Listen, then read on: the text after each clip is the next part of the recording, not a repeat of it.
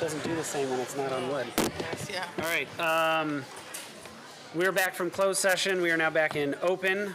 So we will continue on with our agenda. And the first topic on the agenda, actually, first off, is there any public comment tonight, Kathy? Okay. Any changes proposed by any of the board members to the agenda tonight? Nope. Okay. Then I will hand it over to Dr. Ryan Toy for the superintendent's report. All right, and this is great to see so many people here tonight. This is what the end of the year is all about, so much to celebrate and so much enthusiasm. So thank you all for being here tonight. We are going to start with our Student Achievement Awards. So April May, our principal at Hauser, is going to get us started here, and our board members are going to go up on the stage, and April's going to help the students know how to do this whole thing. Are coming up. Students, when I call your name, you're going to come over here, and Dr. Dozel will be here to help give you your certificate, and you're going to come up the stairs just like these fine people are doing. And then you get to go across the stage and shake every single person's hand. Put your right hand up. Put your right hand up, students. That's the hand you shake with. So you're going to put that hand out and shake, okay?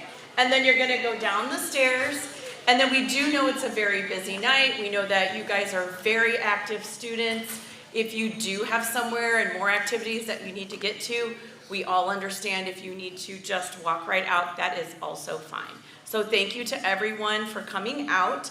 I will apologize in advance that I will probably mess up your name and it's not purposeful. I'm going to try to do my very best, okay? All right, so we're gonna start with honoring the 8th annual WSCAE Annual Student Art Expo winners. So those students, when you hear your name, come on up. Gabe Bolchert, Ruby Camacho Diaz, Fielding Campbell, Adelaide Cochran, Delilah Kachuba, Enzo Kinoshita, Roman Lopez, Romero Owen. Sorry, that is put backwards. That's Owen Romero. Asahi Sano, Maggie Schlee, and Abigail Springer. Congratulations.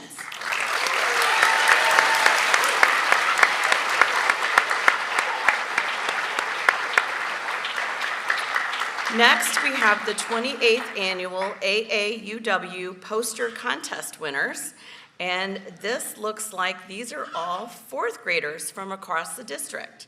So welcome on up and congratulations to Penelope Brooke, Nanami Bernadine, Lizette Cabanas, Erin Carey, Josephine Cheatham, Carolyn Conrad, Joseph Dvorak, April Edmondson, Isabel Guyton, Hazel Giardini, Sulio Gomez, Veronica Ivy, Camille Kerr, Lola Madonia, Winley Moore, Maylene Murillo, Sebastian Pedersen, Noah Rodriguez, Cole Ryan, Hannah Scheiman, Ava Thompson, Josephine Toussaint, Annalise Waters, Mara Weber, Ben Wichmanowski, Emilia Whitefield, and Alexander Zushi. Congratulations.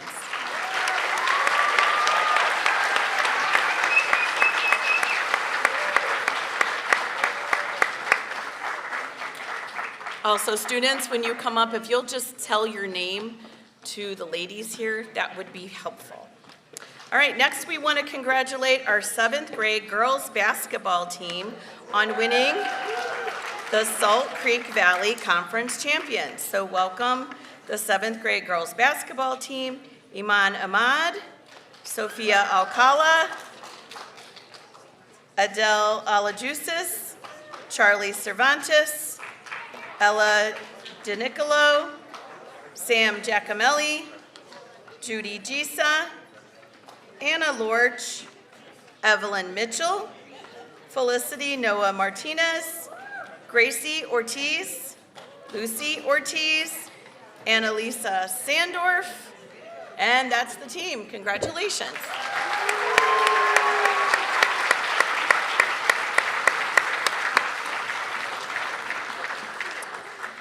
Next, we want to honor the creative writing contest winners from here at Hauser. First place, 6th grader Nellie Kalnitz. Second place, 7th grader Jayshri Muthusamy. And third place, 7th grader Lily Stazek. Congratulations to our writers.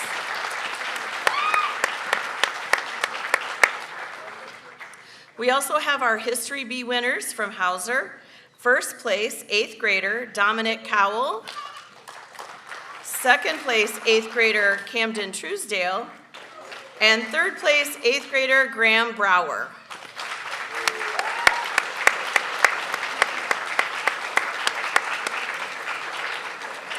All right, this next one's a long list. This is the Noetic Competition, Honorable Mention, and National Honor Roll, and these are for 4th and 5th graders across the district. So here we go. Kai Aboud, Jabran Ahmad, Marigold Angelopoulos, Robin Bars, Maxis Burswa, Emmy Butcher, Grace Daly, Nolly Delangel, Joseph Donlin, Jonas Ecker, Jason Espinoza, Lindsay Fott, Eris Graham, Veronica Ivy, Aiden Kazmarchuk, Freddie Krafnick, Colton Kretz, Alexander Lelucius, Leon Lelucius, Oliver Mattinson, Amelia May, Grady McCoy, Dolly Mullins, Shane Orcutt, Olivia Santana, Tommy Strobel, Tio Thorpe, Maximilian Vega, Mara Weber, Lexi Wadka, Ruben Yanez, Elame Zaluski, and Alexander Zushi. Thank you.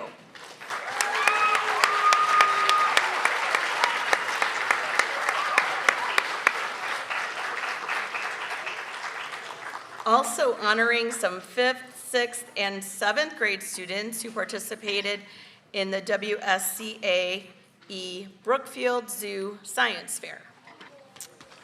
We have Anjali Anthmanathan, Emma Bogatz, Maya Bogatz, Emmy Butcher, Beatrice Franco, Lulu Jensen, Clara Knowles, Dolly Mullins, and Agatha Tokars.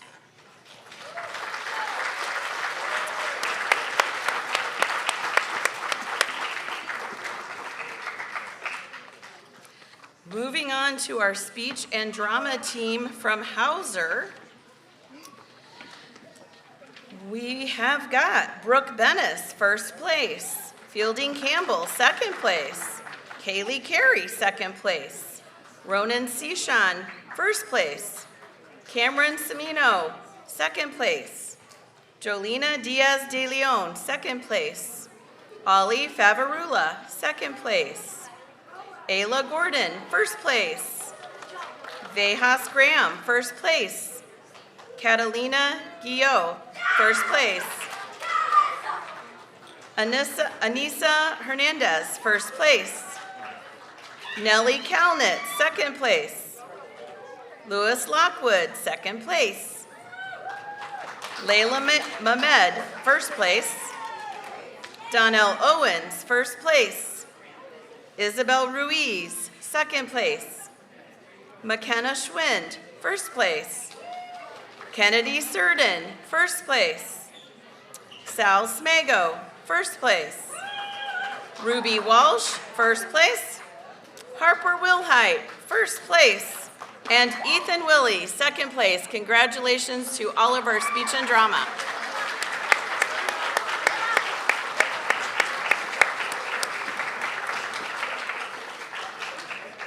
And finally, we want to recognize the students of the month here at Hauser for February, March, and April. So for February, 7th grade, Leanna Burke. 7th grade, Ella Cheeseman. 8th grade, Ryan Cruz. 8th grade, Monica Munch. 6th grade, Stella Prosser. 6th grade, Baylor Ratema. 7th grade, Christopher Rivera. 8th grade, Owen Romero. And 6th grade, Lucy Ongaro. That's for February. Congratulations. In March, I'm sorry these aren't in order of grades, but 7th grade, Lucas Baca. 7th grade, Emma Bogatz. 7th grade, Luca Caputo. 6th grade, Lulu Jensen. 6th grade, Isabel Kachuba. 8th grade, Riley McClintock. 8th grade, Sonia Peterson. 8th grade, Fogel Reed. And 6th grade, Gretchen Umbrick. Congratulations to the March Students of the Month. And finally, our last Students of the Month for this year in April, 6th grade, Lucy Avalos. 8th grade, Nikita Bolchert. 6th grade, Cosette Campbell. 8th grade, Antonis Cernichenko. 7th grade, Miriam Hawaji.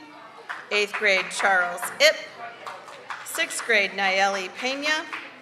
7th grade, William Seidler. And 7th grade, Ian Yelson. We made it.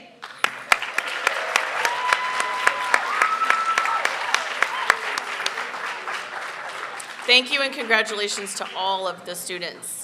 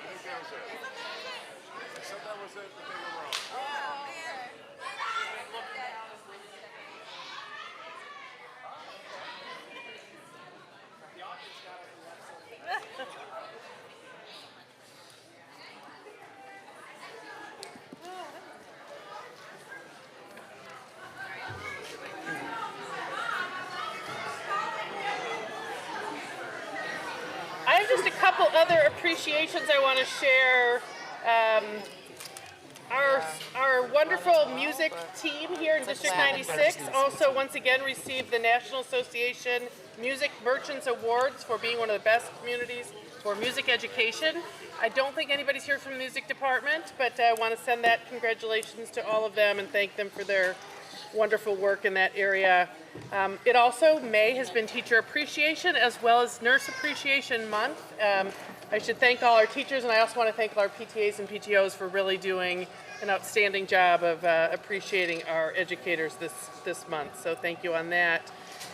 Also want to thank our public safety officials in both Riverside, North Riverside, and Brookfield. We had our annual safety meeting, so I always publish the agenda for all of you to take a look at, and thank them for meeting with us every year, but also for the work they do all the time and in between. So that's wonderful. And then on April 25th, we had our half-day professional development, one of our unique half-days where we provide half a day for our staff to work on a variety of things related to curriculum implementation and the work that they are doing. So I've shared that agenda. And then just a quick reminder to everybody that we have Hauser graduation next Tuesday. So I know a number of you will be here, will be over at Riverside Brookfield High School for that. So that is the superintendent's report. All right, thank you. That moves us into the consent agenda for tonight. Could I have the board secretary read the consent agenda? Yes, tonight's consent agenda consists of minutes of the previous meetings, April 2nd, Committee of the Whole, April 2nd, closed session, minutes from session 1 and session 2, April 16th, regular business meeting minutes, April 16th, closed session meeting minutes from session 1 and session 2, the personnel report as presented, the payables pre-list as of April 30th, along with the payables pre-list as of May 21st, the 2025-2026 staff appointments, and the approval of holidays administrator district office non-union support staff. Thank you. Is there any individual item that any of the board members would like to remove for further discussion before we vote? Okay, Kathy, would you call the roll, please? I'm sorry. Is there a motion for the Board of Education to approve tonight's consent agenda? So moved. Second. Could you now please call the roll? Okay, Mr. Barsadi? Aye. Mr. Hunt? Aye. Ms. Gunn? Aye. Ms. Kalick? Aye. Ms. Claps? Aye. Mr. Olick? Aye. And Mr. Muirhead? Aye. Motion passes. All right, next item is approval of administrator contracts, which is a smaller list than in the past with some of the new people that we've already approved previously. Is there a motion that the Board of Education approve the administrator contracts for the 2025-2026 school year as presented? So move. Second. Did you get a second on that? Second. Yes, I did. You had two of them. I just want to make sure you picked Yep. one. Okay. Kathy, could you call the roll? Okay, Mr. Hunt? Aye. Ms. Gunn? Aye. Ms. Kalick? Aye. Ms. Claps? Aye. Mr. Olick? Aye. Mr. Barsadi? Aye. And Mr. Muirhead? Abstain. Motion passes. So that moves us into the approval of elementary intervention and support coordinator, which is a new position that we created. Before we vote, Martha, would you like to give just kind of a quick overview of this one? Absolutely. So I think a lot of our board members know that really it's been for a period of time, we've really been contemplating a way to better support our principals at the building level, to support our really important MTSS process, and to support students in needs in greater ways. And after much deliberation, have determined that an administrator working across really all 4 of our elementary buildings would be a key way to do that. We know that we're unique here in Riverside and that we have 2 more sort of perhaps I'll say typical size elementary schools, Ames and Central, and Blythe and Hollywood that also need the support. So rather than a particular assistant principal perhaps at one of the schools or 2 of the schools, really decided to think differently and not consider this an assistant principal, but to came up with the title and a job description that matches the elementary intervention and support coordinator. I'm also really thrilled that one of our current teachers has expressed a lot of interest, went through an interview process with all of us, and it is my recommendation that Nikki Mazza be named into that position for the coming school year. Thank you. With that, is there a motion for the Board of Education to approve the 2025-2026 contract for the elementary intervention and support coordinator to Nikki Mazza as presented? Second. Kathy, could you call the roll? Ms. Gunn? Aye. Ms. Kalick? Aye. Ms. Claps? Aye. Mr. Olick? Aye. Mr. Barsadi? Aye. Mr. Hunt? Aye. And Mr. Muirhead? Aye. Motion passes. And Nikki is here, so I wanted to. Thank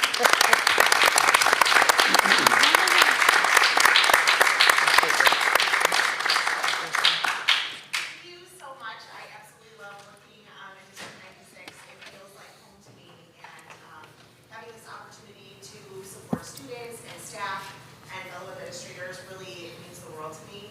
I'm very excited for this opportunity, so thank you very much. Absolutely. Glad to have you. All right. All right, next agenda item is Riverside Education Council, and I understand we have a, go ahead. Instead of that one, yeah, right there. Yeah. Good evening. My name is Rachel King. Claire LaForge and I are the co-presidents of the Riverside Education Council. We wanted to share with the Board of Education the results of the current voting for the collective bargaining agreement to let the members of the Riverside Education Council know that we are here to support them and work towards a unified membership to the best of our abilities. The CBA was ratified by the slimmest margin possible. Almost half of the Riverside Education Council members that voted no. It is due to this very slim margin that we ask the Board of Education and Administration to keep an open mind during the next 5 years of this contract to work with us towards preserving a continued quality labor relationship. We are happy to meet with any members of the board and the administration to further discuss the membership's concerns regarding the CBA and possible solutions to increase overall membership reassurance and the Board of Education's commitment to retain and hire highly qualified staff. Thank you. All right, thank you. The next item is just open board member comments. Does anybody have anything that they would like to share tonight? No? Okay. With that, we get into old business. I got a couple items here. First up is the before and after care recommendation. We've done a pretty extensive process here with vetting multiple vendors, having 2 of them come and do a public presentation. We've solicited a number of pieces of feedback. Tonight is the official vote on that. I think just a couple additional pieces that have transpired since our last meeting. Thought I would just get kind of a summary of some of the feedback that we got. We received roughly 20 emails over the last 6 weeks. The board would really appreciates the feedback that the community did provide. It's very impactful on our decisions. These are not personal decisions. We're making at this table. These are community decisions that we're making. So whatever feedback we can get from the community is much appreciated. So thank you for those families to take the time to send us a varying degree of experiences that they've had and their opinions on how we should vote. I would say the themes of the emails were generally very positive, having good experiences, liking the local staff, the flexibility that's provided, et cetera. There was some feedback for improvement around training and supervision, some suggestions for programs changed, none of which are in our direct control as a district, so hopefully those suggestions are being provided directly to Riverside Parks and Rec. And it was interesting, a lot of parents did indicate that they used the program out of necessity, out of work demands, but for the most part, everybody seemed to be pretty pleased with it. And of course, there's always room for improvement. But overall, the feedback that we got was fairly positive. With that, I will make a motion, if I can get back over here. Is there a motion for the? Yeah, go ahead. I as well just want to thank the community for their participation throughout this process. You know, we heard from a lot of community members about their experience with Riverside Parks and Recreation. And my vote tonight is based on consideration of that feedback along with my own personal experience while we're making a decision based on what we think is best for the community, given that I've enrolled my children in these programs. I feel like I have an more intimate understanding of these of this program. I want to recognize that while we did receive community feedback and the majority of it was very encouraging, my own experience with Riverside's Parks and Rec before and after care program was not so satisfactory. Both my husband and I work, and so I deeply understand that having safe, reliable, constructive care is an absolute necessity for members of our community. We found, again, the program to be unsatisfactory, and as a result, had to find alternative options for care that were not so convenient. The effort that Parks and Rec extended in their presentation, along with some of the commentary provided by Parks and Rec around how we should keep the funds in our community to benefit other programming, suggests to me that this program has been income generating for the department. If this contract is approved, and I suspect it will be, I'd be delighted to see Parks and Rec use some of the revenue generated from this program to better serve the families that are in need of the before and after care programming, rather than funneling this revenue to benefit other programs or department expenses.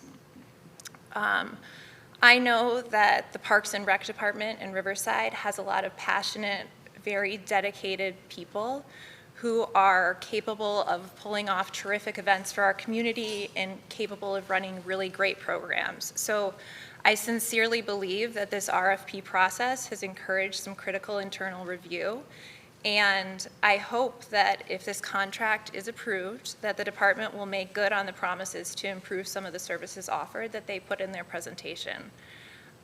You know, given the community feedback we received and my own experience, I just think that this is a case of it being a bit under-resourced. And so there's a significant opportunity to improve staff training, to improve staff training specifically related to large group management, to sensitivity training, and to some of the unique care needs for the children that are in the program.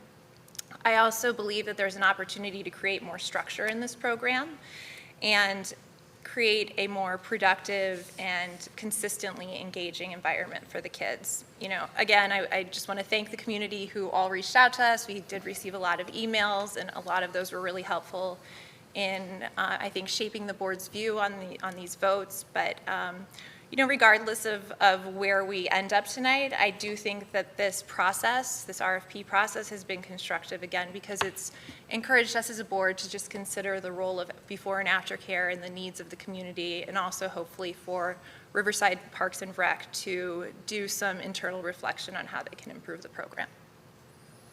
All right, thanks, Selena. I was actually going to make some clarifying comments after, but I'll just go ahead and just piggyback on what you're saying. I'm just focusing on the training component of it. There's a lot of feedback that I've received from individuals over the last couple of years. I've had some personal experiences that were not great, but that's old. My kids haven't been in the program for at least 3 years now. So I was encouraged by the presentation and hitting on a lot of the feedback that I've heard verbally from a lot of families, and like recognizing that and trying to plan for it and correct in the future. Unfortunately, a lot of those individuals that provided some of that comment did not email in, and so that does make it tough when you're only talking to one board member and the rest of us don't have that information. So I would continue to encourage people to provide whatever feedback that you have whenever you have it, through public comment or emails, preferably directly to, if it's related to Parks and Rec, directly to them, not necessarily to us. I think we will continue to have a supportive and try to strengthen the communication and the support and the relationship. We want it to be successful as well. But yeah, I will echo that. While most of the feedback we got, the majority of the feedback we got was very favorable, there is a segment of the community out there that I think just needs to feel like they're being heard and represented here. So I would echo some of the comments that you made there, Selena. Any other comments or discussion before we vote? Yeah, I'd like to also point out, as you mentioned, we had a lot of comments for it, and like you, my kids haven't been in a long time either. But I have to admit too, it was not always that favorable. But one thing that should be pointed out, and I hope this information gets to Riverside Parks and Rec, even though the favorable ones, we had a lot of favorable, they're significantly all favorable. A lot of those had areas that there was a lot of areas for improvement. And so I would really encourage, through this RFP, and encourage Riverside Parks and Rec, and even the people who've emailed us, let the Riverside Parks and Rec know what you want, because we have to go with what the majority of people said. I mean, but just let us know, let the Riverside Parks and Rec know what you're expecting.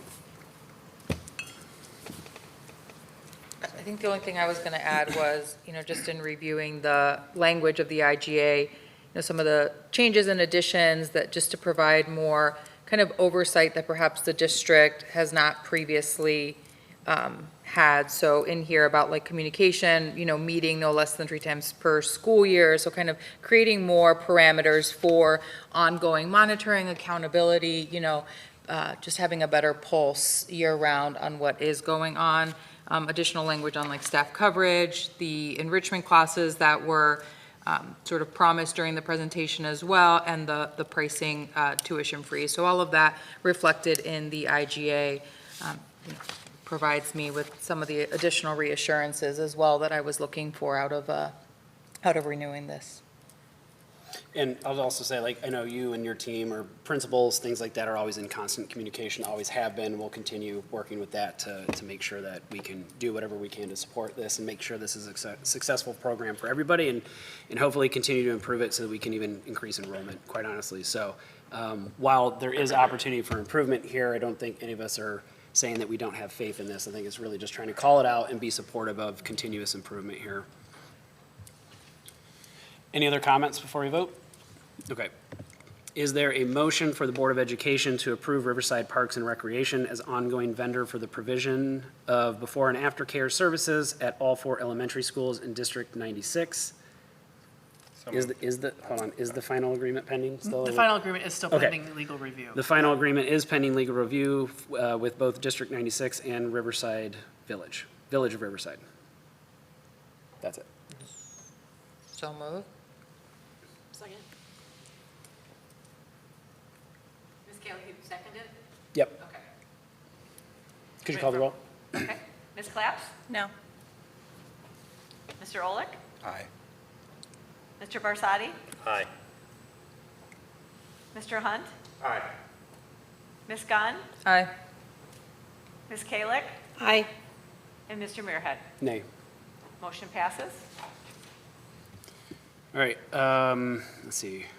I know Riverside Parks and Rec is here, Ron Malchiotti's here. I didn't know if you wanted to say anything or I didn't want to call it Okay. out in case he Yeah. did. Okay. putting you on the spot Yeah, here, no, Ron. that's fine. so- Okay. Thank you. We're very grateful for the opportunity to continue our service to not only the school district, but the community. And I have had conversations with Dr. Ryan Toy that we believe that the expectations are clear moving forward in regard to curriculum and communication. We will also be providing the board an annual report at the end of every year, which will include results from our semester and year-end survey. Thank you. Okay, so that brings us to the next item, which is approval of the Riverside Education Council, or REC, agreement. This is our collective bargaining agreement that was just commented on a few moments ago. This is 2025 to 2030, a 5-year contract. Is there a motion for the Board of Education to approve the Riverside Education Council agreement for the 2025 to 2030 school years as presented? Second. Is there any, let's see, Selena and Dave were on the negotiating committee, and as well as Martha and a number of other administrators. Would you like to make any comments or anything before we vote? Yeah, I just want to begin. I'm probably not as eloquent as Rachel and Claire were tonight, so thank you for your comments. But certainly I want to recommend to our board that you approve this contract as presented. I do want to share a few words. I want to particularly thank Dave Barsadi and Selena Claps, who are here. Negotiations takes a lot of time, a lot of heart, a lot of knowledge, a lot of effort, and really thank both of you for that in your volunteer board capacity. I know there's a moment of above and beyond, so thank you for that. I also want to thank Angela Dozel and Jim Fitton and Casimir Gorman for their role on the negotiating team as well, equally putting in the time, the conversation, just the thoughtfulness about what it is that is needed in a long-term contract with our team. I also want to acknowledge Claire LaForge and Rachel King. Thank you for your comments tonight. Thank you for your leadership along the way with all the members of the negotiating team. I know it was Dana Dillon and Debbie Gentilini, Molly Kuros, Caitlin Rogers, Carly Williamson, and Jeff Wydra, and I think I've got everybody there. Negotiations aren't easy at all. It's truly a collaborative process that is really filled with compromise with the goal of setting a future direction for District 96. It has always been a clear goal, I think, of all of ours, is to make this a great place for our students and our families, and also a really great place to work. And so we have worked really long and hard together to work toward that goal. I know, as Claire and Rachel point out, it was a close vote, so we know that there's more work yet to do, and there's always more work to do. And I know I speak for myself as the superintendent, but also I'm sure I speak for our board too in saying that we are always available for conversation, communication, and continued collaborative work in making this that really, truly great place, as we said, for our kids and our families and for each other. There are a couple key items that I do think are worth just pointing out to the community and to the board. We had a longstanding professional development agreement of some, what we called 75-minute PD, after-school professional development time, 8 times over the course of the school year. We've eliminated those in the interest of putting professional development for teachers within those institute days, the half-day school improvement days.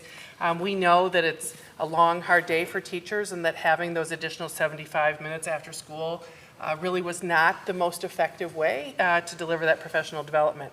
We are not changing our school calendar for the coming year, the 25-26 school year. So for families and board, everybody is aware that we have the 4 institute days.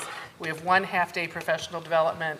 We will utilize time as we can with our wonderful instructional coaches for what we call embedded professional development opportunities.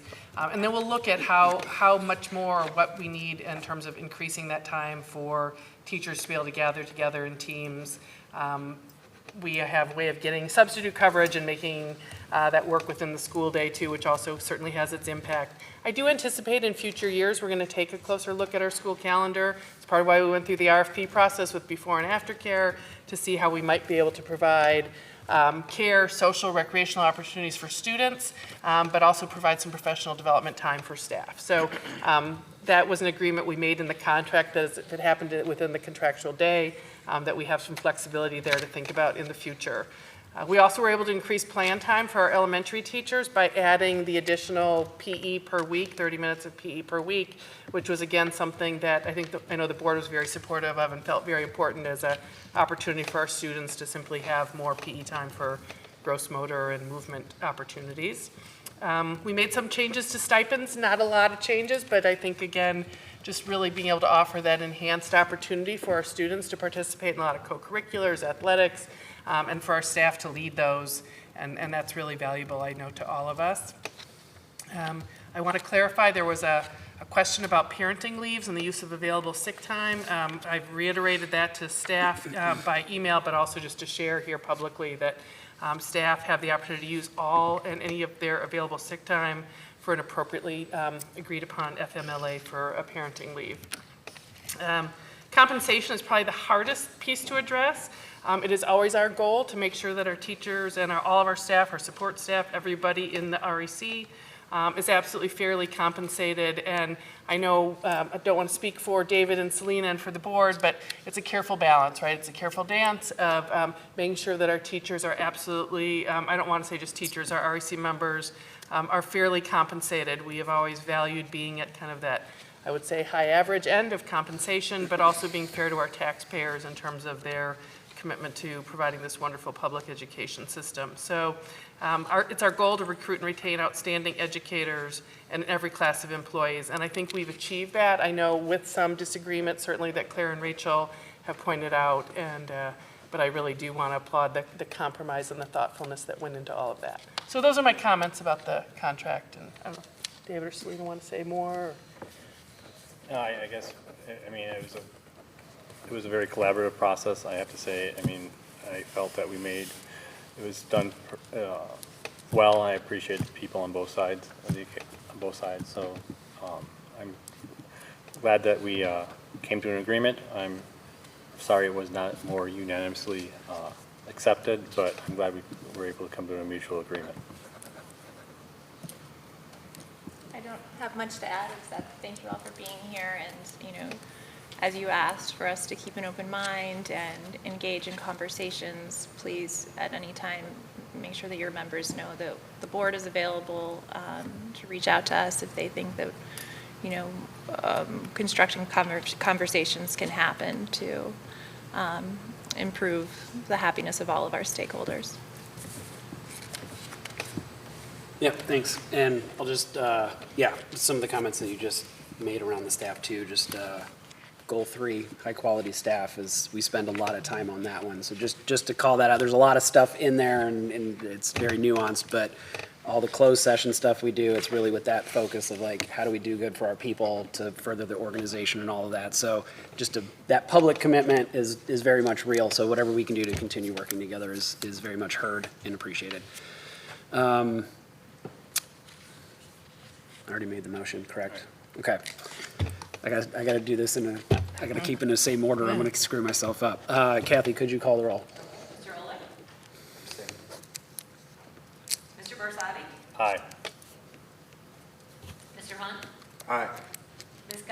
Aye.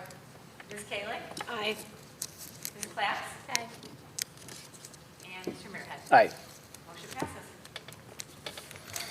passes. That's it for old business, so we've got a couple topics under new business. We have advanced learning program update. Is, Angela, are you coming up here, or, yeah, okay.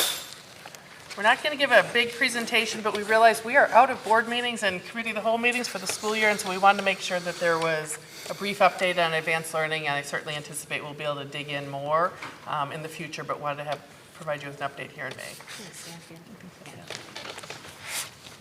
So, good evening, everyone. Before I talk about the advanced learning update, though, I just want to thank all of you for earlier and the student recognition awards. I know that it adds time to board meetings, but I have to tell you, when I get the RCPs when I send out the invitations to families and start to get the RCPs, the families really appreciate it. They're very excited for it. They're very thankful for it, and just a little gesture of having students come and be greeted by you and appreciated for the work that they're doing in the district is well appreciated by our community. So I wanted to take a moment to thank all of you for doing that for our community.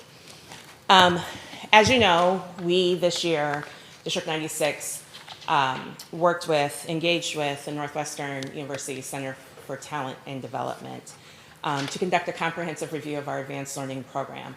And that review focused on our program strengths, areas for growth, and our alignment with current research and best practices. Through this review with Northwestern CTD, there were 5 components to the review.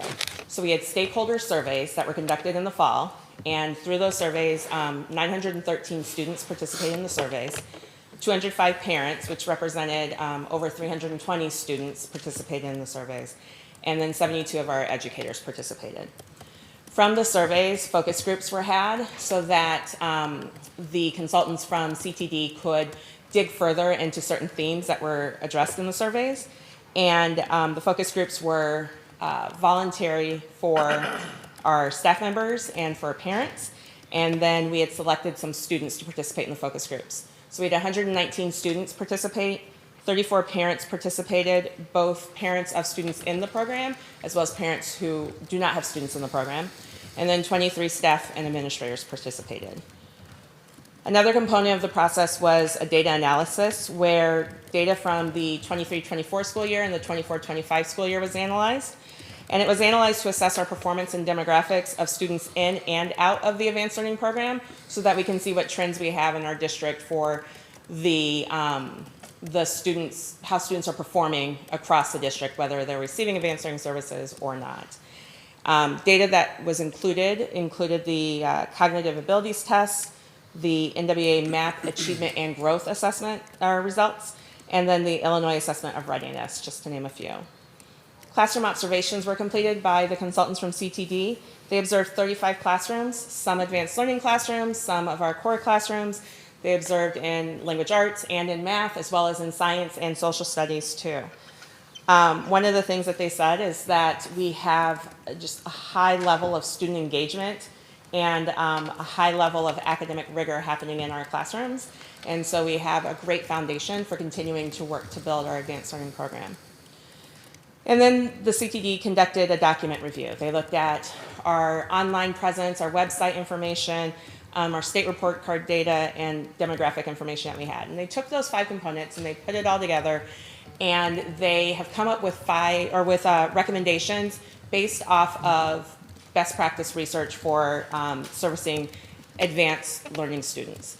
And so some of the key findings in the report include that District 96 is a high achieving district with average growth in reading and math.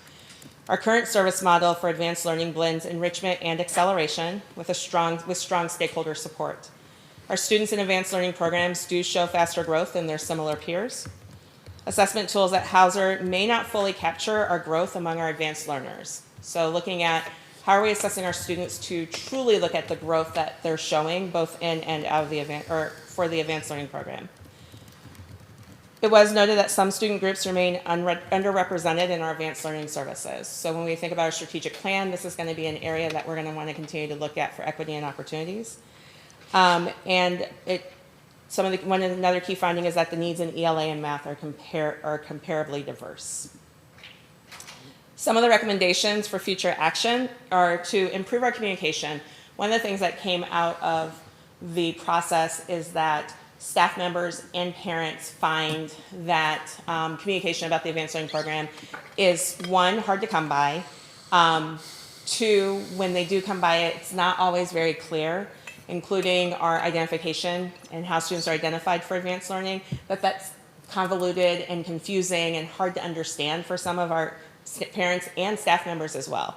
So we want to look on improving communication around identification process and the continuum of services, looking at refining the K-8 service alignment, particularly our Tier 1 instruction or enrichment opportunities, updating our identification acceleration criteria so that it may not just be based on, so it might not just be based on academic testing, and looking at other ways that best practice research shows that students are identified for programs. And then looking at expanding professional development, as many staff members talked about wanting more professional learning around how to best service students in the advanced learning program, not just in advanced learning math or ELA, but how do we service advanced learning students in science and in social studies and in our encore and special area classes. So where we go from here is we're going to have a meeting with our advanced learning team to dig into the report and to look at some of the specifics of the report to then talk about what are the next steps from the recommendations. Which recommendations are some of the recommendations that we might be able to take and put into place right away? And what are some of the recommendations that might take a year or two to advance and to fully put into place? And so as we do that work next year and we look at those recommendations, we'll come up with a timeline for that work, and then I will come back to you and share where we're at, where we decide to go, as well as where we're at along the way. Any questions for me? Will there be any change to the identification criteria for the upcoming school year? There isn't going to be for the upcoming school year. So we'll stick with the matrix, we'll stick with the appeals process, and we'll work through that. And we'll just increase communication around it and make it Definitely, more yes, understandable yep. to And parents. I'm going to try to work through the summer letter that's sent out because that's also very confusing. Full disclosure, I know when I first started my job, it was confusing for me too. So if it's confusing for me, it's going to be confusing for families and for staff members too. So I want to see how I can rework even the summer letter just to make that a little bit more understanding. It's the time of year where parents are starting to ask questions about how can their children be better enriched because MAP scores are going to start coming out. We finish MAP testing this upcoming Tuesday. And so parents are starting to ask questions now that it's spring into the year. And so I'm trying to be more transparent and here are your options, here's what we have. And so just really being cognizant right now that we need to work on communication. Gotcha. Okay. Yeah. When your When child do- comes home and goes, I got a 220, and you're like, okay. That's right. What does that mean? Give me context. Yeah. Yeah. I have a daughter that's going into 4th grade, and so a lot of the families that we're friends with have started to ask me a lot of questions around this because I have an older son, and they think that I should know more than I do. When is it typical for families to find out if their child will be in the 4th grade advanced learning program? A letter goes out to all students in 3rd through 5th grade that tells their assessment profile. Okay. So it tells all their scores for the COGAT assessment, MAP assessment, and the curriculum-based measure that kids take in the springtime. And then attached to that letter, what has normally happened is if your child qualifies, it says your child is qualified for this class, and if you're a 5th grader, this class, and this class, or this class, or this class. I think the confusion comes in, some people get a letter, some people don't, they just get the scores, they look at the scores and they say, what does this mean? So that's where I need to make that a little bit stronger, but then to answer your question, that letter goes out in June. Okay. So the scores in the letter will go out towards the end of June. Yeah. And is that just for, that's just for ELA, right? ELA for 4th Fourth. grade, and then ELA and math for 5th grade. Yeah. So like 4th graders don't find out about math until the year they're in starts it. because they take an assessment at the Right. start of They'll the year. pre-test in the fall for 4th grade math, because math is pre-tested every trimester for entrance into a trimester advanced program. And sounds like I probably should include that in the letter somehow, just so parents know why ELA, not math. Okay. Helpful. Thank you. Yeah. So there were a couple bullet points that I was hoping you could elaborate a little further on. So under the key findings, the last one said needs in ELA and math are comparatively diverse? I'm not sure exactly what that means. That we have students that are along a spectrum of needs for ELA and math, and it's similar in both.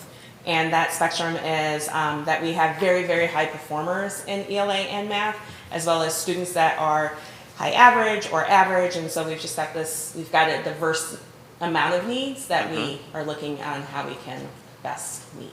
Okay.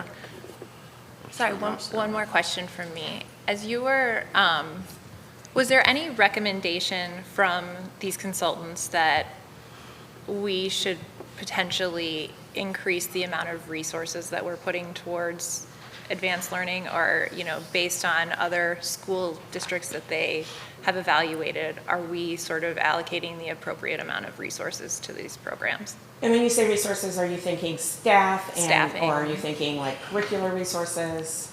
Primarily staff. So they don't give specifics on you should do X. They do say look at how you're providing services. And that's part of what we're going to talk about then when we need to dig into the report is what are some of the things they've seen from other districts and what does research say works. And then I continue to work with my counterparts also to see what's working in districts that are around us that we work with too. So that then we come together, we'll work through as a committee what might be the best way to deliver advanced learning services. And then working with the consultants, they tell us like, yes, that follows best practice research, or no, you might want to look at it this way. And so it's a dialogue and a conversation, but they don't specifically say you should do X. Gotcha, okay. Dan, you said a couple of bullets, I did. right? I Sorry, had one Dan. more, yeah. We can keep pinging back and forth if you want. I'm done with that. I'm done, I promise. Yes, the second one was under recommendations, where you mentioned a refined K through 8 service alignment, particularly Tier 1 instruction and enrichment opportunities. I'm just hoping you could elaborate on that a little more. Absolutely. So one of the things that came up in focus groups was that our classroom teachers, and this comes with the professional learning piece too, are looking for how can they better service students who are in their classroom. So looking at that core instruction, what are we doing to provide enrichment opportunities for all students in the classroom, but then that are also challenging those advanced learning students that are in those core classes as well. So that Tier 1 level is that core instruction for everybody, and how are we enriching our students through that Tier 1 instruction as well. Okay, thanks. Yeah? Yeah, I had a question regarding the under key findings, sort of going off along the boat. It's like, we're talking we're a high achieving district, but there's average growth. Can you elaborate on what that means? Because I would sort of expected a different correlation. Yes. So we have high scores when you compare us to other schools in our area, you compare us to schools in the state. As you know, we do have high achievement scores on both the state assessment as well as on our MAP assessment. But when you look at the MAP growth, as you look at the MAP growth, there's this measure that you can look at with MAP that's called a conditional growth index. And when you look at that, we are growing on average with similar age peers at a similar time. Okay. So you can compare your growth percentage with growth percentages of others, just like we can compare our achievement percentages, and we say if you scored in the 98th percentile, you scored better than 98% of the students at that age level. You can do the same thing with this conditional growth index, where you can see how are we performing compared to others, and we're performing at an average pace with others. So we're not performing faster or higher than others in growth. We're right at that average mark. I was wondering that too, and the recommendation to expand professional development to meet the needs, is that where we can be better than just average? That's where, yes, it's where we'll be able to, some of the professional learning will help us with how do we better provide enrichment for all students, because again, it's that Tier 1 piece that Dan was asking about. So how do we continue to enrich all of our students, which will then lead to better growth indicators too. Can I potentially grossly oversimplify what I heard? Yes. So you and I have talked about like the criteria of getting in, and it's very heavily test-based. Yes. And so you know my opinions on only Yes. using testing. So what I heard and what I wrote down is that we're looking to expand beyond just testing, to really capture the full student and capabilities and not just like a point in time type thing. Yes, Yeah. and that's what best practice research shows, is that you look at a profile of students, not just at testing. So that is one of the things that we'll continue to discuss into next year when we work on these recommendations. Anybody else? All right, thank you. Thank you. Thanks.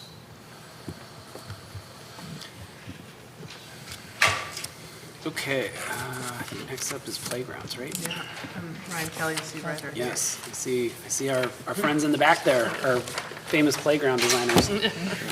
Okay, up next is the proposal for the Blythe Park Playground. We've got, I don't know, how do we want to kick this off? I guess we have an agreement with the village now. We've ironed out about the space over there because we don't own the land. We finalized that RFP, and now we are starting to, no, not RFP. IGA? IGA, too many acronyms. Yeah, right. So now we've got this proposal to have DLA and start working on committees and designing our last playground that we have not upgraded yet in the community. So I don't know, I'll turn it over to you for additional comments, or do you want to? I think Ryan and Steve, or Ryan, I don't know, John Charo, you've worked it out, but if one of you or both of you want to come up to the microphone, and I know we have something up here on the screen. And this is, again, our first new business discussion. I know we've had a lot of discussion getting to the IGA and with this concept in mind of improving the playground, and been able to put a little more detail to the proposal. This is a first look for the board at the proposal with the idea that we would bring it back to the June board meeting as an action item. Yeah, so I'm here to give a little idea of scope to this project. Thank you for having me. I know some of you I'm getting to know, and some of you I haven't met yet, so thank you for having me. I'm Ryan Kelly with DLA Architects. Can you go to the next slide, Charles?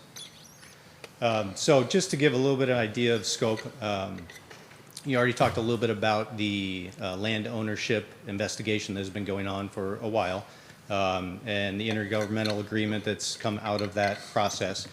So now we're really talking about that playground redevelopment, and there's about a 5,000 square foot playground which Blythe Park School has been able to utilize. It has been on the park property or not on the park property, and that's some of what we've been talking about. But there's been an agreement to redevelop it, so that's what we're talking about today. So maybe we could go to the next slide. I know this isn't convenient for you all because it's behind you, but We also have it on their screen. Oh, you got it on your screen? Oh, perfect. So we use a term in our business, end of useful life. So when that maintenance, that ongoing maintenance outlives the value of that equipment. And I think that's where we are with this playground equipment. So just a couple of photos. Obviously, maintenance is ongoing with equipment of this age, and something that is a district goal since we've been working with the district since 2018 to separate playground and parking and really improve those facilities. So if we go to the next slide, the existing site is something that we want to talk about. So what we've talked about previously in the redevelopment of playground at Ames and at Hollywood, the least expensive part of this process and project is the equipment. So that's one part of it. The under drainage and what happens underneath the playground is the more expensive part of it. So we can see that this site in particular has some drainage issues. We want to alleviate those. We want to improve that surfacing, make it safe for fall zones, probably code things that weren't in place when this was originally developed, but now are code things that we definitely want to pay attention to make it safe. So that's really the scope of this project. We're looking to stay within that existing 5,000 square foot footprint and provide new equipment. We think we can probably double the capacity of that playground, definitely make it accessible, and provide an accessible route from the school to that playground. So that's really the scope of what we're looking at in that MOU that I think you've seen. So I'm happy to answer any questions about that. But we've done a little bit of preliminary research. We know that there is some MWRD, which is Metropolitan Water Reclamation District. There's a review process that we have to go through with them for the drainage and also with the village. So that's part of this process. So we've done a little bit of preliminary work, and now we're here to kind of get the green light to go through the rest of the process. So with drainage at Ames, drainage at Central, and now drainage at Blythe, have we fixed all the drainage problems in Riverside? Or have we still, no? Well, Not yet. under the playground, yes. Okay. All right, We so- have some other Ames drainage issues that we're That's currently, fair. All right, yeah, you're right, yeah, you're right. we're currently dealing with, which again, it's what happens under the ground that makes the above the ground part work, essentially. On a more serious note, one of the so Martha and I met with the village president and manager, just talking through all of this and just trying to get some context between the organizations and like intent of the project, et cetera, et cetera. And it was mentioned, and listening to the village board as well, not being necessarily relegated to the footprint like that red area on the very first slide. Sure. But I've gone over there a couple times and like with the slopes and the trees and all of that, like is there, I heard you say you want to stay inside the footprint and double capacity. That was one thing I was trying to figure out is how much equipment can we get in the current footprint? And if we do expand it, how would we actually do that? So I guess my more serious question is there, does it even make sense to think about going outside of this footprint? Or you think we can get a really good need for this school, the size of the school and everything within the current footprint? I do, and that was our first question. Is Okay. Can we stay within that footprint? The other concern we have, and the village's concern and the district's, is the trees. Yeah. Right, when you start going outside that footprint, you Yeah. start undermining trees. And I've learned a lot that's not about something trees we over the wanna last do. couple of I years, know. yeah. So have I. It's not something we want to do. So Yeah, our okay. first task was, what can we fit within that footprint and not go outside of it? So based on what's existing and what we can provide, we think we can double it, which is around 115 students, which is good. It's about the size of Hollywood, a little bit smaller than Ames, but appropriate for Blythe Park. Okay. So we think that's a great win. Yeah, I had the whole, I think it was Central, we were talking about the canopies and the roots go out to the, or something like that, and I was Yeah. walking around going, I Oh, I don't know, in the know front, where you're yeah. gonna It- put well, it made it anything, not so- possible, Yeah, right? okay, It so just- it really truly was not possible to go outside of this footprint without Uh, damage to other things or drainage or For here, we deemed it not necessary. not necessary, okay. So I think we could investigate it. There are directions that we could go, but not too many directions. Okay, When you all did the playground at Central, Yeah. you had student input. We did. On the playground, is that similarly happening with like? Yeah, so I'm talking sort of the uninteresting part of it, the preliminary investigation, but yes, that'll be the part of the design process. It's the best part of it. We'll meet with the kids, go through a visioning process, get their input on what kind of equipment they want. Obviously, talk with the board. Parity is important in this district, and that'll lead us to the equipment that we end up with. So we know we can accomplish the capacity that we need. What exactly that is yet to be determined. and just to call it out, part of that, and I don't think you intentionally left it out, but like one thing that's unique with this is really partnering with Riverside Parks and Rec. Yep. They've done a lot of visioning around playgrounds just within the community as a whole, and so really partnering with them to make sure that kind of fits in too. So we'll make sure all different stakeholders are involved in input and whatever to try to get the best design that we can. I just really, like, our goal or, our plan with this is for the board to consider this now as we head into June for a possible approval, because what we did with Central, and really we did it with Hollywood, Ames was really part of a whole master facility Yeah. planning process, so the timeline was a little different. But really early in the school year, like I think it was September when we met with students at Central, but exactly as you said, Wesley, it's going to be, kids really are the best playground Yeah. designers. Yeah. But families, we've gotten input from families, and I think in this case, we know, like, we'll reach out to Parks and Rec and get more village input, but also the neighbors, right? Because this is this shared property. So I envision our planning sessions will be kind of multifaceted. We'll have more than just kids And we'll sessions. Really, happily by the time we met at come back and Central, report. it was I just mean, kids. yeah. Because we had met so many times getting to the final footprint, and we had parents in and talking about pickup and drop-off routines, et cetera. So we had a couple different community engagement sessions, and by the time we were ready to do the playground, we knew we had to hear from kids, so. Yeah. Yeah, that's fun. You'll get to see that. They get to blue sky, draw and, talk about what a playground means to them. And that's definitely input that we, take to heart in designing it. So. When you said that you can almost double the equipment in there, is the goal to fit more equipment, or is the space underutilized? Underutilized. Okay. So you can fit equipment that has more capacity than what's there. That's really the short of it. Like we learned, and I think it's like the Climber at Central, it's one of those like Yeah. in theory 30 kids can fit on it, but it's still kind of in a, Well, we know, Smaller I mean, contained space. we looked at a couple things. And again, this is very preliminary. We know swings are important. We know these multi-use climbers are important. They offer a lot of not only mobility skills for the kids, but they like doing different activities, some play-based activities. So we threw in a couple of things that we've learned through the process that are important. But obviously, we're going to vet those all with the kids through the visioning process. So we feel confident that we get the capacity Just and to give a get bunch ahead of different it, options is for play. a zip line a good thing to have here or no? Because I know that's going to come up. It came up at every Kids are other going to tell one. us. So, I yeah. don't know. But how would that, I mean, just to get ahead of it, how would Yeah, that zip line impact it? takes a lot of space. Yeah. Swings take a lot of space. I mean, it's all based on fall zones. Yeah. Right? Yeah. So, yeah, I mean, if the zip line is something we can't live without, then we have to readjust. figure it out, you know, yeah, and okay. So that's the process that we'll go through.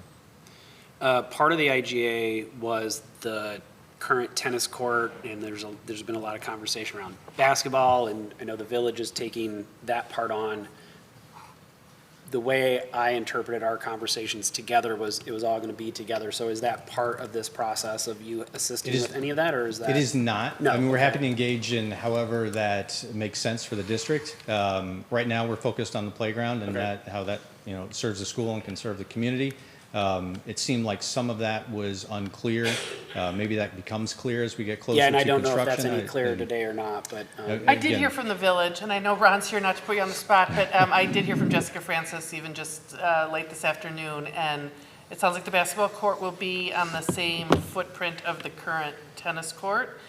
So there would not be any sort of expansion or addition there, and that would be the responsibility of the village. And my understanding is that they would probably they're looking at just from their own sort of budget and development phases, et cetera, their capital planning, that I believe that's going to happen more in earnest with the village in August. Okay. Am I right about that? So that's probably more of a striping issue than anything else if you're not changing the footprint? I don't know. I don't All know. right, we don't have to get into it if that's not part of it. Right? Oh, that's true. You'd have to put a hoop in. Yeah. Okay. I was just curious if how we were going to try to put these things together. Yeah, Right I mean, now, we're just again, talking happy to about engage in playground. it. This is solely for that playground footprint and again, an accessible path from the school to that playground is the scope of this. And that's what Oh, we right, spelled the out in the walkway. IGA, was Yeah. that we would take the playground, the responsibility of the update of the playground, and they would update that tennis court, basketball I court do area. wonder, as a parent of kids who go to Blythe and just seeing how the land is utilized, I mean, there is that one section, that one corner here where there's not a lot of trees, which seems pretty underutilized a lot of the time that I'm there, and which is fine. We can have open park space, but Can you go back it's to just that something I first? noticed. Or second? Go back to whatever where the site plan. That one. Yeah. You talking about That strip of land there, yeah, right along the street in the, To the west of the tennis courts there? yeah, to the west and a little bit to the north, I guess, or just up. Left a little. So, yeah, so kind of where there are no trees there, that section there. The whole little area down there. Yeah. Yeah. It's just, it's, again, and it's fine. It's definitely underutilized compared to the rest of the parcel that's there. You just hardly see any kids there or any adults or, it's just, I don't know, it's kind of hilly, I guess. But I do wonder, is that an opportunity? That was the weird thing that I was looking at with like the contour of the land, like how much grading would we have to do and what would the impact be and all that kind of stuff. Yeah, it does have quite a contour to it. Yeah. Because like I know just moving dirt costs a lot of money too. That is expensive. Moving dirt, yeah. Does the IGA specify that we should stay within the current playground space? No, Okay. well, I can't remember what the exact language was, can't but either. I think it was open enough that we can't damage the trees, like, we've got to make sure that we take care of the grounds, which I think both sides of the table firmly agree with that, and that's why I was kind of over there pacing around, going like, what option would we even have? I mean, northwest, and I'm going to assume this is an accurate tree survey, northwest is really the only option to expand. Other than that, you're pretty pinned in by trees and large ones. So, Yeah, the ones down here are a lot bigger than these little dots make them seem, for sure. I don't know, that might be something just conceptually, if there's anything that you guys could sit on it for 30 minutes and go, maybe. And Sure, I mean, if it that's- might be worth, maybe we don't do it, but it might be worth just thinking about it. Yeah, because I agree, the only place that's accessible that, that's not blocked by huge trees is that one section. and it's just, it doesn't get a whole lot of use. And now it does say, Selena, like, we're not gonna use any kind of, any, I'll call it fake materials, like it's gotta be mulch and natural things and stuff like that, so. Yeah, my only concern is that it seemed to me that in the discussions that the village was having, that it was their understanding that this was more of a replace the equipment where it is, not expand it into the northwest corner of the Yeah. lot. And so I just want to be sensitive Yeah, to for that, like, what they agreed to versus what we're sort of conceptualizing here in terms of moving it, and whether or not that sort of creates a need for us to go back to them and say, well, I know we sort of conceptualized it here initially, but we're thinking Yeah. here that this other corner now. Well, Like, and it that's seems another like a reason I was different calling thing. out, like, making sure we work with Parks and Rec and like Yeah. whatever other stakeholders from the village might want to be included, to try to get ahead of that and not delay that. Just the way we do board meetings and they do board meetings is take forever to get through, so making sure we have the right stakeholders in those meetings. I think when Martha and I met with the village, it was, the comment was like, and if you want to expand, we'd be open to it. I don't know that they were thinking a park here and a park here. So like, your comments are valid. Are we on the right path? But I think doing the conceptual design piece and getting that buy-in, I don't know that it makes sense from a cost perspective. Potentially, there's no drainage issues up there, and that could reduce the cost a lot. There's drainage issues everywhere. Yeah. There's no such thing as a no drainage problem in this town.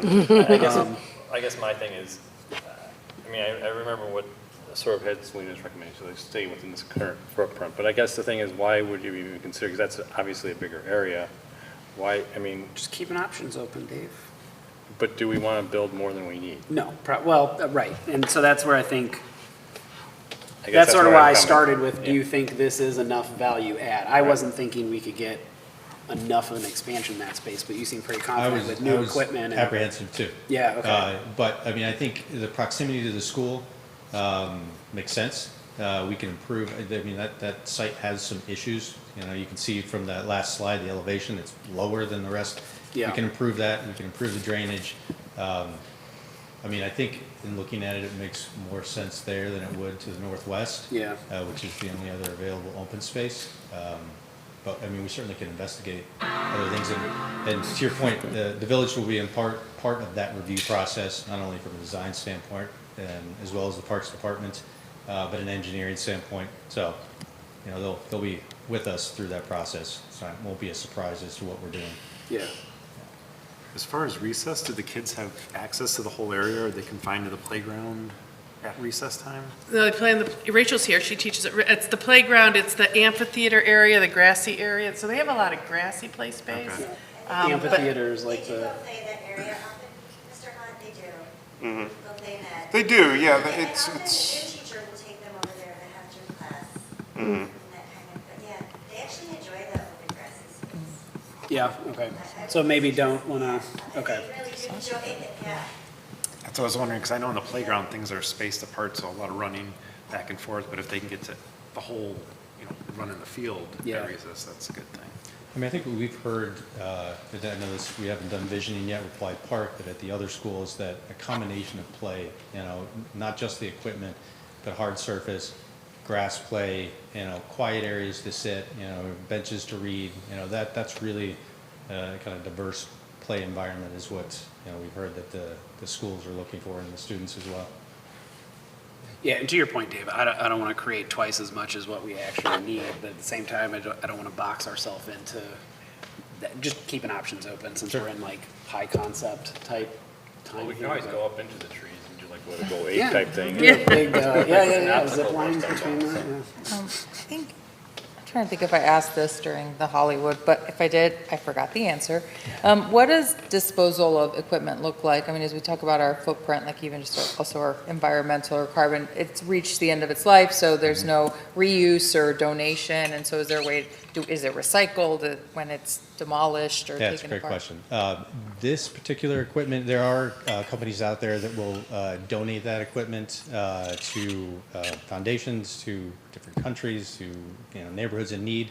This particular equipment, I don't think is a candidate for that, but certainly recycling. I mean, those metal posts, all of that is consumable goods that can be recycled. So that's something we can definitely incorporate into it. Yeah, especially with the village's Yes. environmental measure, thing, yes. what see something, I can't remember what it's We're called. a C4, part of, thank you. yes. That's a good question, Stephanie. I'm assuming this won't be fenced in like the other schools, this will stay open? I don't know if that's a requirement. We weren't intending to. I mean, again, we're just kind of early on in the process. It will accommodate a variety of school-age kids. Usually, we only do fenced in for younger school-age kids. So, I mean, if that's something that we want to look at and discuss, we could. I think that'd probably be, a village discussion as well as, Yeah. as what I we don't know if do that and was a where we do that. requirement Not a requirement, but I don't think that's gonna go over well. And I'm thinking Right. with Ames and Central, it's because you had those two high-traffic roads and the playgrounds are, Central Playground's not there, but that field is there. And with Ames, it's right on the pickup line, and that traffic over there is awful with school and everything. But I don't The go same was here true at often. Hollywood. It but- was really about street safety. Oh, yeah, It Hollywood was. too. Yeah. on- If the age doesn't dictate it, it's usually proximity to traffic or Yeah. drop off. I don't think we, I don't think we have. Dan, you would quite know that better than me, concern but I here. don't think we have heavy traffic issues on that side generally, do we? Do you know? With cars, you mean? Yeah. Well, I mean, for drop-off. Oh, do people drop off on this side? I People was, drop off, well, I mean, they're coming that way, so people are coming both directions. okay. So it kind of gets backed up. It's not terrible. It's by no means, it's not Hauser. But it gets a little backed up. But I guess do people play in the park, playground during pickup and drop off? I mean, Yeah, at that's Hollywood, they don't, I mean, they line up. So, Well, often they'll have, aftercare there. They do at pickup. I do think that safety needs to be an absolute priority, but the path of least resistance for us here and getting this playground upgraded as soon as possible is preserving the aesthetic of that beautiful school and that beautiful piece of land. And so if, safety experts deem that a fence is not a requirement in that space, I think that preserving the land as it is would probably be really appreciated by the neighbors in the community. It would drastically change this if there was fencing. I think that there is often pushback against fencing in our community. I'm gonna say a village thing, but I don't mean like trustees. I mean, as a village. Oh, yeah, fences I'm are not generally talking about- not yeah. Something we want, and so we knew that going in with Ames and Central, and we worked it out. Yeah, that's an interesting question. Do we actually need one there? We'll have to figure that out. Hopefully not. That feels to me like it's more tucked in, but I think Yeah, it Brett will does take feel a more closer look at It it. is. I mean, it is a little more Especially with tucked it in kind than of like some of the other dipped in. sites that we've looked at. I'm sorry to open up this can of worms again, but I feel that I have to. And again, just having walked it again today, I see that from the last project that we had, the sod that was laid has died along the north side of the building. So I don't know if there's something that can be done along those lines or have a path. I think that it's people walk over it, myself included. So it's not a surprise that the sod has died there. But I wonder if that's something that can be looked at as part of this as well. And I don't know how much that adds to the scope of this, but hopefully not too much. Yeah, we certainly could look at that. I mean, we found that in multiple schools where either continual play or foot traffic just makes grass untenable. But I think So- there's been a change in how it used to be. There are doors that are on all sides, so it used to be accessible to everybody coming and going to all sides. But since we've had it secure, so in the morning that's only accessible to this side of the building. Okay. So that's causing people from, most people that are coming from the other side of the building, they're having to walk and cross that way. And if you're there, with that's 5 certainly minutes a till the pathway bell to rings, something you're we can crossing the investigate. grass. Are we talking about by the auditorium? Well, yeah, where it's showing north parking lot, so that side of the building there. Yep. Just the sod that's there, it's been trampled and dying and pretty sparse. Because that's where people are coming from, that's where the families and the kids are walking to cross to get to the front side of the school, to get into the school before the bell rings in the morning. Yeah, I mean, there's certainly some concrete work that's going to happen with this project, so if that's a priority, we can definitely investigate that. I know that is a cut across, if you will. Yeah, So, it does get regular has traffic. effectively become a cut across, and I think it was an oversight from the last project. Yeah.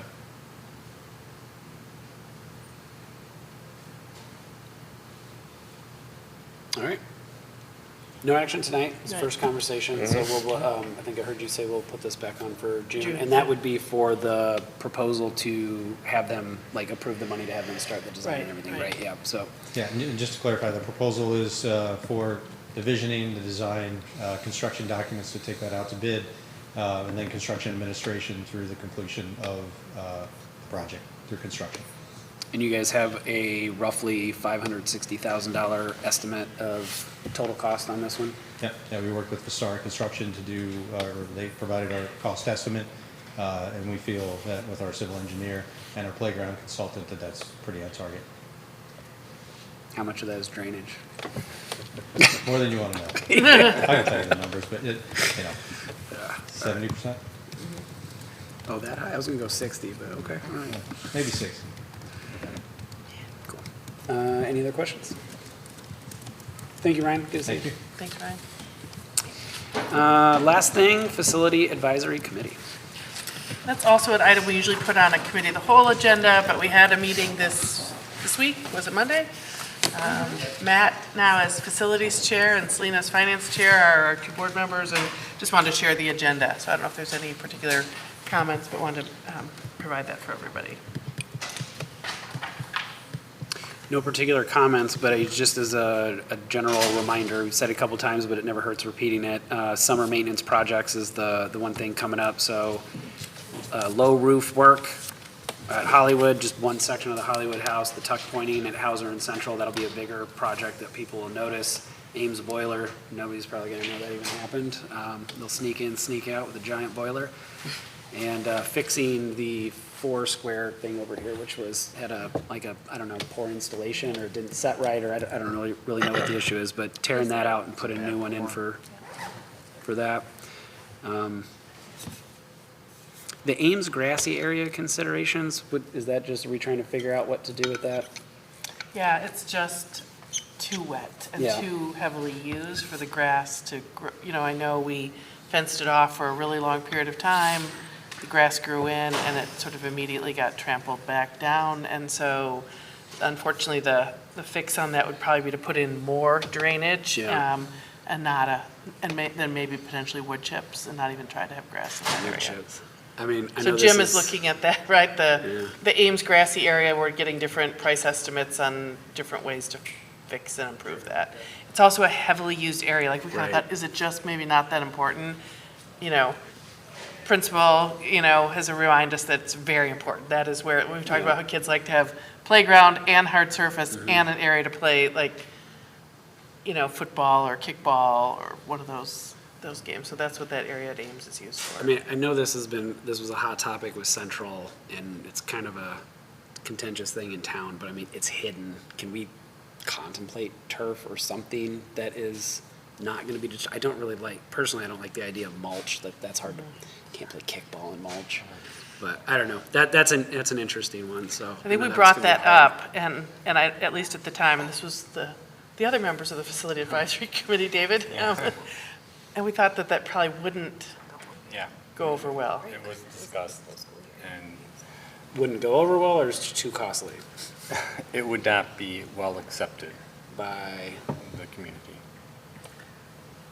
based on input that we had when we were talking about what we did at Central and Hauser. Well, I don't know. I think the reality is that grass is not a viable surface in that space, and Yeah. so that's why there's an effort to explore other surface I'm not options saying that, right right, now, right. just because it's a mud pit doesn't work in front of a school. I'm not disagreeing No, with you. I'm not, and I'm just saying, like, that's why the discovery is underway on Yeah. what we can do to, what are alternative surfaces, Yeah. whether they be wood chips or whatever else. I just say personally, I would not take it off the table. I hear what you're saying. I get it. I think with Central, it was a very prominent location, very seen area. I go by Ames all the time. I never see the grass mud pit thing It is back there, back which is why behind I the always playground, forget about it. It's like right in the center of the building. So it feels like I get that, but I don't think we have better options, and mulch doesn't really feel like. So anyway, that one's top of mind. My kids went there, all that kind of stuff. So that one's a little bit more top of mind for me. Just trying to look for a more permanent fix, because it feels like a lot of things we've tried to do to stay in the constraints of the rest of it has just really been challenging or not working. So I personally would say anything's on the table. I'd be open to anything that is a playable surface on a consistent basis for the students there. Just speaking of grass viability, it's not on the Facility Advisories Committee agenda, but I'm just curious, okay, so my understanding is correct. This whole year, we did not use the green space back here, but are we, it looks, I mean, I walked by and it looked green and lush, but are we on track to be able to Fall use of that? 25, Yeah. right? Yeah. Yeah. And then we'll see if Yeah. everything You gonna underneath come back and worked. play on it? Do cartwheels, yeah, tumble across it, April, as we open, grand open of it. Everyone's sure been paying attention to it, and the Yeah. big fences are down. Part of Yeah. the construction fence along Aiken side is down, and I sort of thought we'd maybe have a worry about kids playing over there. And Well, I let's think let's it's wait been- for I the know. summer. Yeah. Let's not get ahead Didn't of say a thing, ourselves. didn't say a thing. Okay, well, fingers crossed. I've been wondering the same things. Okay.